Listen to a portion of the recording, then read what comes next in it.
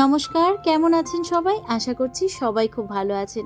রাইমার নতুন একটি ভ্লগে আবারও একবার আপনাদেরকে স্বাগত জানাচ্ছি। আমরা কদিন আগেই দার্জিলিং ঘুরে এলাম, আর যেটা একদম হঠাৎ করে প্ল্যান হয়েছিল, তাই আপনাদেরকে সেটা জানানোর একদম সময় পাইনি। তাই সেখানেই যা যা আমি শ্যুট করেছি, যেটুকু আমি প্রকৃতির সৌন্দর্য আপনাদের জন্য তুলে ধরে আনতে পেরেছি, সেইটাই আজকের ভ্লগে আপনাদের সাথে শেয়ার করব। গত বুধবার রাতের বেলায় হঠাৎ করে আমাদের ঠিক হয় যে আমরা দার্জিলিং যাব। আসলে ব্যাপারটা হয়েছিল, আমরা কিন্তু এর আগে ৩-৪ বার দার্জিলিং প্ল্যান করেছিলাম, কিন্তু সববারই না ক্যান্সেল হয়ে যাচ্ছিল। তো হঠাৎ করে শুনলাম যে বুধবার সকালবেলাতেই নাকি আমার শ্বশুর মশাই, শাশুড়ি মা, ননদ নন্দাই সবাই দার্জিলিং যাচ্ছে। তো ওইটা শুনে আমিও লাফাতে শুরু করি। তখন ঠিক হয় যে আমরাও ওদের সাথে যাব। তো সেই হিসেবে টিকিট কাটা হয়, আর পরের দিন বৃহস্পতিবার ছিল আমাদের বাস। এত লেটে যেহেতু টিকিট কেটেছিলাম, তাই আর ট্রেন পাইনি। তো সেই হিসেব মতন আমরা একদম দুপুরবেলায় গোছগাছ করে বিকেলবেলায় বেরিয়ে পড়ি। যদিও আমরা দুটো ফ্যামিলি দু জায়গা থেকে জার্নি স্টার্ট করেছিলাম, কিন্তু শিলিগুড়ি বাস স্ট্যান্ডে গিয়ে সবাই একসাথে মিট করি, আর ওখান থেকেই একটা বোলেরো ভাড়া করে আমরা একসাথে বেরিয়ে পড়েছিলাম দার্জিলিংয়ের উদ্দেশ্যে। সবাইকে তো আপনাদেরকে দেখিয়েই দিলাম ইন্ডিভিজুয়ালি, এখন পরিচয় করাচ্ছি না, পরে কোনো এক সময় আপনাদের সাথে সবারই পরিচয় করিয়ে দেবো। তো এদিকে রিহানকে গাড়ি থেকে নামাচ্ছি, আর আমার শ্বশুরমশাই, শাশুড়ি মা ওনারাও নামছিলেন, কারণ আমরা এক জায়গায় দাঁড়িয়েছিলাম একটুখানি ব্রেকফাস্ট করব বলে। তার আগে এক জায়গায় আমরা দাঁড়িয়েছিলাম যেখানে আমরা চা খেয়েছি, ব্রাশ করেছি, ওখানে আবার আমাদের গাড়ির টায়ারও পাংচার হয়ে গেছিলো।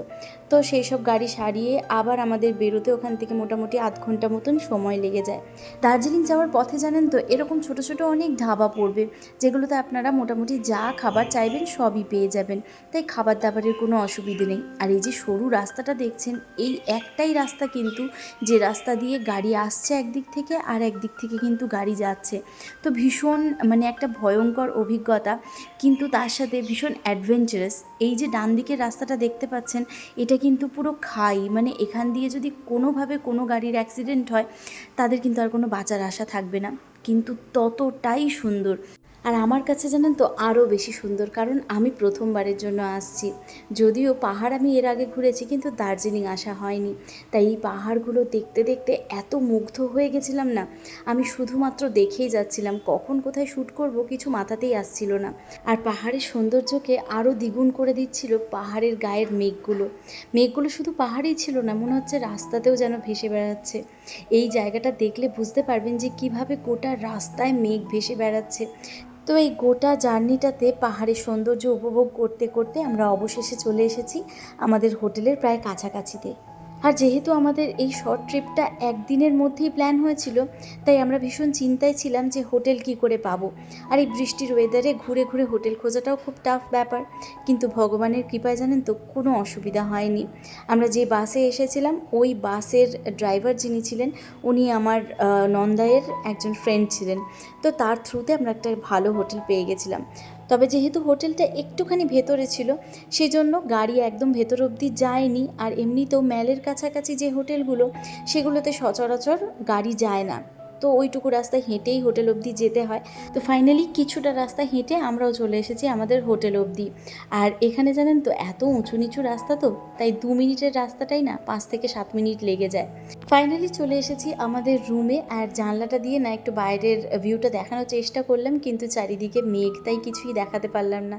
তাই ভাবলাম নিজের মুখটাই একটু দেখিয়ে দিই। এদিকে রিহান কিন্তু ভীষণ খুশি হয়েছে বাইরে এসে। এই জাস্ট একটু আগেই আমরা হোটেলে চেক ইন করলাম, করে একটু চেঞ্জ করলাম, স্নান করে নিলাম পুরো। আর হোটেলটা জাস্ট অসম।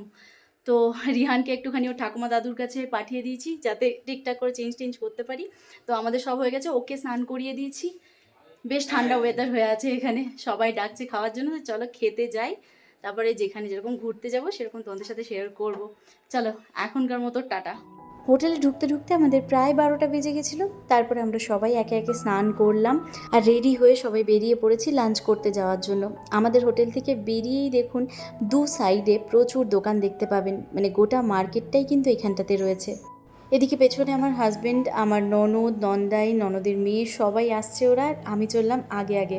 সামনেই একটা রেস্টুরেন্ট খুঁজে বের করেছি আমরা, যেটাতে বাঙালি খাবার পাওয়া যায়, এবং ওখানেই আমরা দুদিন ধরে খাচ্ছিলাম। জানেন তো ভীষণ ভালো খাবার দাবার পাওয়া যায়। আমার শাশুড়ি মাকে আমার নন্দাই হাত ধরে নিয়ে আসছে, কারণ রেস্টুরেন্টটা ছিল অনেক সিঁড়ি ওঠার পর, আর সিঁড়িতে জানেন তো বৃষ্টির জলে প্রচণ্ড পিছল হয়েছিল, তাই আমরা সবাই ভয় পাচ্ছিলাম। কিন্তু ধীরে সুস্থে সবাই চলে এসেছি রেস্টুরেন্টে, যে যার পছন্দ মতন খাবার অর্ডার করে দিয়েছে।